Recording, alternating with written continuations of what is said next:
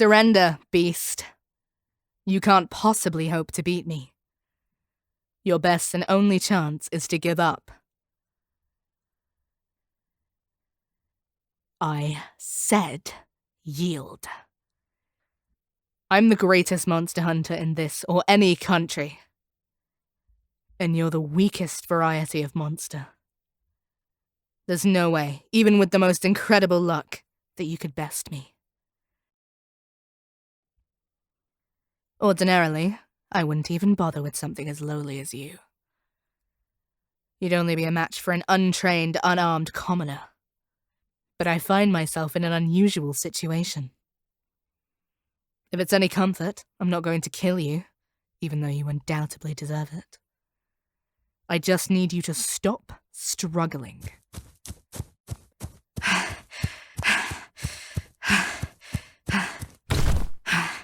I didn't say I was going to let you go either. As if any self-respecting monster hunter would allow a monster to run off, to bring harm to other people.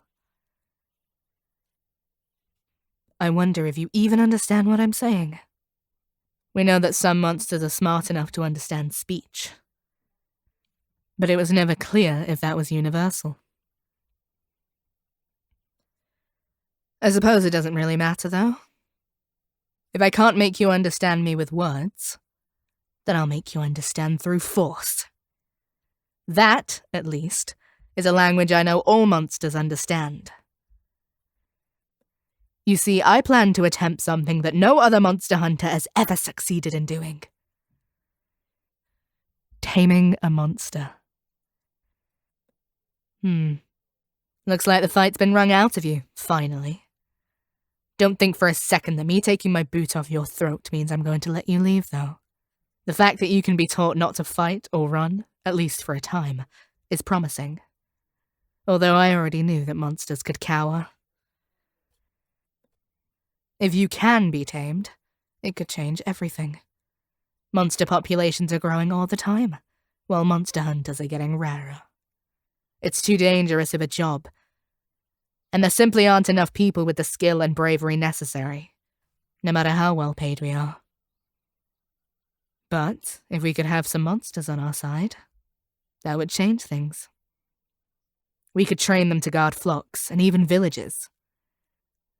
They could fight alongside us.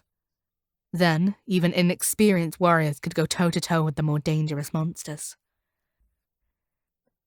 I must say, I'm not particularly excited by the idea of working with your kind. After years of fighting monsters, it would be impossible for me not to develop a distaste for them. But despite my personal success in my career, I recognize that this is unsustainable. If we don't change how we do things, humanity may very well disappear. What's frustrating is that I realize I'm taking an enormous risk, even though I think it's for the best. Every second I spend on trying to tame you is one I could be spending fighting back the worst threats to humanity. Not to mention, even a tiny little nuisance like you can be a threat to me if you find an opening. The longer I keep you around, the greater risk that the world's greatest monster hunter is slain by a measly little grunt. So if you can understand what I'm saying, then remember this. I don't plan on giving you many chances. The second I decide you're a lost cause, I'm going to kill you immediately and go back to the drawing board. I may have to risk capturing a stronger but more intelligent monster. So it's in both of our best interests for you to cooperate. All I need from you is to show the slightest little hint of civility. In fact, not even that. I'll settle for you just being too scared to betray me. I have absolutely no qualms with ruling with fear when it comes to monsters. Still no clue if any of this is sinking in. But you've already gone a couple of minutes without trying to attack or flee. It's more than I've ever seen out of a monster. Maybe there's hope for you yet. Again. Well now, that didn't go any better for you the second time, did it? Do I have to start breaking legs? Because I will. Don't you dare doubt that. Still, I really want to establish something early on. That you can't escape from me. Not because you can't run, or because you're chained to something, but because I'm faster and stronger than you. Hopefully, even if you can't understand speech, you can understand after 2 attempts that you're not getting away. You're simply at my mercy. Must not feel too great, being so powerless. I wonder if you can even comprehend that you've made so many people feel exactly the way you feel right now. Can you understand empathy? Do you know that the things you do hurt people? Personally, I don't think so. If monsters could care about what other people think, they wouldn't be so cruel. Especially the little runts, like you. I wouldn't be shocked to find out that you've carried off children before.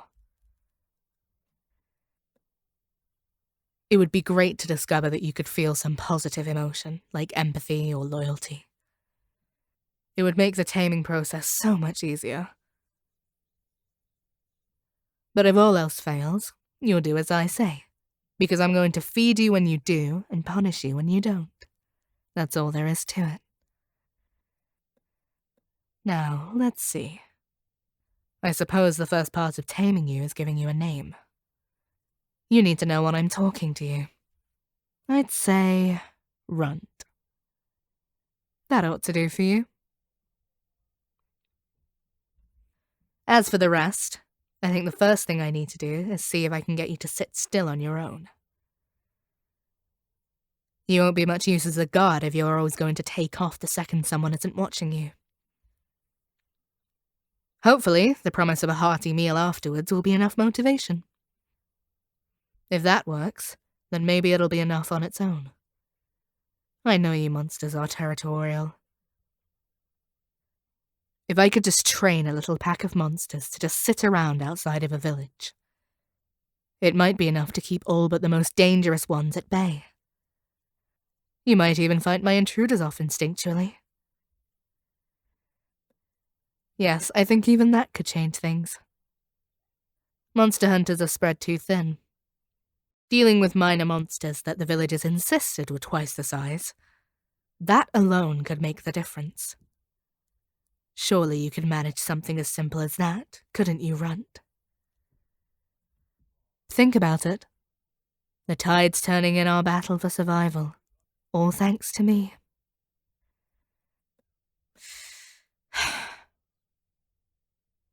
If all else fails, there's one thing I know for a fact you can do. You can keep a secret. For all my talk about doing this for the good of humanity, I need this to work more than anyone. I'm the greatest monster hunter in the world right now, but nobody cares. You beasts are running rampant everywhere. The average person can barely tell that we're even making a dent in the monster problem. The only people who actually respect me are other monster hunters. Everyone else thinks I'm just the greatest fraud in a sham profession. I've worked too hard to die in disgrace.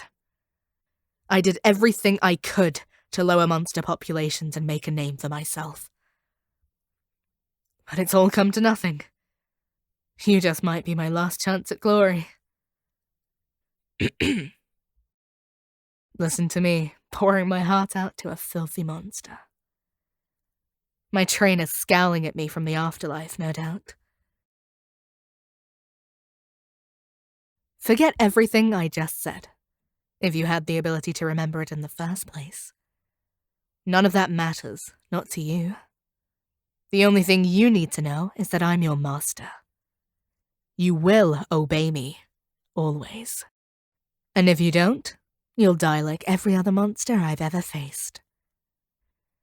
Maybe I'm getting my hopes up, but you seem calmer than before. Your eyes aren't shifting around like before. Given up on escaping? Well, good. Keep that up and you might just make it out of this alive. Who knows? Maybe you'll even live comfortably. Not that a monster deserves a comfortable life. You look like you've learned your lesson about escaping. But I'm not about to take any chances. So I'm putting a collar and chain on you. That should settle any lingering thoughts of fleeing. Funny. With the collar, I'd almost say you look like a dog. The ugliest dog I've ever seen, but still endearing in your own way. I assumed from the beginning that taming a monster would be a demeaning, frustrating job. But maybe you'll manage to make it interesting. It'll certainly pan out better for you if you do. Well, come along, Runt. We've got a lot of work ahead of us.